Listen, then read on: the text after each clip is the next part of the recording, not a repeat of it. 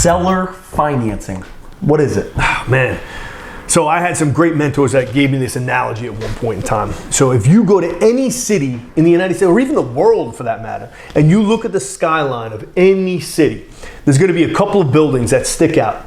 And if you, in every city, you look at those buildings and you pick out who owns those buildings, whose name is on those buildings, every city, bank, bank, bank, bank, bank, across the world. Yeah. And it's all the banks. The banks own the biggest building because the banks are the center point of our economic wheel. I mean, that's what happens. That's how it works. The economic engine is driven by the banks. Yes.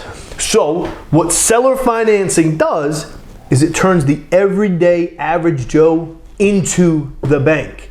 I mean, if you look back at how much money every one of us pays for our own mortgage on our own house, I mean, the amount of interest we pay is ridiculous. So what seller financing it does is it takes somebody that owns a property free and clear and allows them to become the bank. Mm-hmm. It allows them to capture that interest, to gain that interest that you would otherwise be paying to a bank. Mm-hmm. It's huge. It is the absolute essence of what real estate investing is about. And a lot of people don't realize that.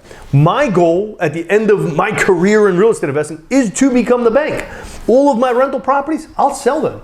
I'll hold the note on them. I will become the owner of that note and I will do owner financing on them. That is what owner financing is. That's what seller financing is when you become the bank. And that is a position that a lot of people skip out on. They think owning a rental property is important. They think that investing in real estate is important, that doing a flip is important. When at the end of the day, if you can own the note on a property and you can hold that note and you hold the mortgage on there, you don't have to deal with tenants, toilet bowls, or trash, and you get your paycheck every month. Because the ironic part is, say they just sold their house for cash. Yep. They would take their sale proceeds and put it at the bank so the bank can lend money and make interest on it. Yep. So why not you, the everyday Joe, step in there and become the bank, make that interest, and have that money work for you. 100%. Or they'll sell their property and then go buy more rental properties with it. Which, yes, and there's a lot more dynamics to it. Because then you're increasing your asset base and the whole nine. But non-investors, everyday Joes, homeowners 100%. That have one property, they're buying a new, now they have an unwanted property.